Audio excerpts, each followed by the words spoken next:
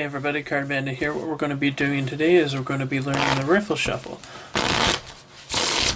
which is that right there. The Riffle Shuffle can be used in Magic, card games, things like that. Not too often found in Cardistry, but it can be the basis for Cardistry moves, so I feel like it's a good basic move to start out with. What you're going to be wanting to do first is build up your thumb strength. If you're not used to handling a deck of cards, your thumbs won't be strong enough to do the Riffle Shuffle smoothly, at least, and that's something you're going to want to be practicing, especially if you're going to want to be moving into more advanced cardistry moves. So what you're going to be doing is you're going to be taking the deck, and it's going to be a lot easier to build up your thumb strength if you use the whole deck instead of half the deck, like the Riffle Shuffle regularly requires, sort of jumping off the deep end and getting your thumb used to all the cards, and then when it gets to half the cards it'll seem like a cakewalk. So what you do is you hold the cards in your one hand that you're going to want to practice with. You end up having these three fingers along the short edge, one short edge of the deck, and your thumb along the other. Your index finger curls in, so it's not like pressed out or anything like that, it's curled in so that you can get enough pressure from the cards, and you pull up with your thumb so that and push down with your index finger a little bit so the cards are bent. You can see the little bow there. Now you're going to want to riffle the cards well enough so that you get a good even riffle, and how you do that is A, through the pressure, and B, how the thumb works. So to give you a good idea as how the thumb works on this, it comes along the side like so. So it's almost parallel to the cards. And as it riffles up, the thumb will extend, it starts bent, it'll extend, and as it rolls a little bit so that it faces upward. So I'll show you that again. The thumb is running almost parallel to the deck with the three fingers along the other side,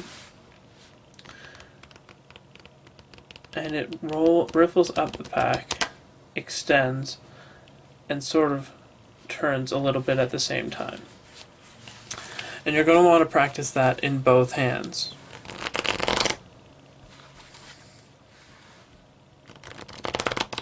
Because the Riffle Shuffle requires both hands to do. So once you've got that motion down with both hands individually, try it simultaneously. Cut the deck in half and try and get that nice even sound with both hands at the same time.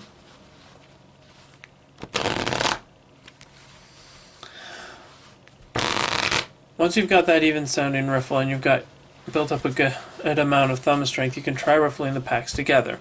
And this is how I do it. Now there's a lot of different variations on this, and you might find some methods work better than others, but this is what I do. My knuckles come together from my thumbs as I pull up the cards. I riffle the cards together like so, and you'll see that the cards have actually successfully riffled. So what I do is that when I'm both the cards, I put the thumbs together and riffle like that, and that usually gives the cards a good alignment when the riffle happens. Now you'll notice that the riffle itself, as I'm doing it, the thumbs come apart but the knuckles start together. Okay, so let's move on to the second part of the Riffle Shuffle, the bridge. The bridge is actually the easier part of the Riffle Shuffle. Once the riffle's down pat, the bridge is the easy part. Because your fingers are on the back edge of the cards, they're already in position for this. What you do is you curl your fingers underneath the deck, like I'm doing here. Then what happens is, from the front, I'll show you, you bend the cards up with your thumbs crossed over top of the deck. So once again, you've riffled the cards together, your fingers come underneath and bend, and your thumbs are crossed on top. Then what you do is you just extend your fingers and release the pressure, and the cards will riffle together on their own. bend the cards, thumbs on top, you keep the pressure there. By extending the fingers and slowly releasing the pressure, you can see that the cards will actually fold in together. To release the pressure, you can sort of slide your hands marginally out. You don't need to do anything like major to release the pressure. You're just trying to make sure that the cards aren't under the same pressure when they're bowed. So you let go with your fingers, and that's usually enough pressure release to let the cards fall into your hands. So that's the basic riffle shuffle. I'm going to give you a couple tips as to like in the air. So like a lot of people do the riffle shuffle in the air, and it's a different way than on the table. On the table, your fingers can be like so. You've got them close to the ends of the pack, so it does that way when they're on the table, you know, they're not curled under the cards. And then you curl them under when you do the bridge. In the hands is different. You start with them curled underneath the cards, and then you riffle together. Now you can do this on the table too. You can have them curled underneath, use the table as support, and still do the same thing.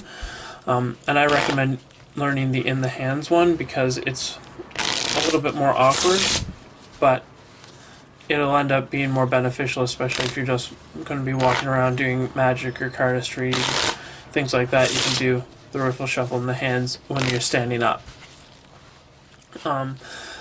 Here's another example of the riffle shuffle. It's sort of an elegant way of doing it on the table. So you cut the deck in half like so, and you square up the pack sort of on the table. Now your hands come over like this. You've got your middle finger along the corner here in both hands, your thumbs along the back, and your finger, your pointer finger, comes into the middle of the card at the back of it, like so. So it's a little towards the back edge, more like in the center, so it's like the center back area of the card. What happens with this is you pull up with your thumbs, slide one packet slightly in, and let the cards riffle together.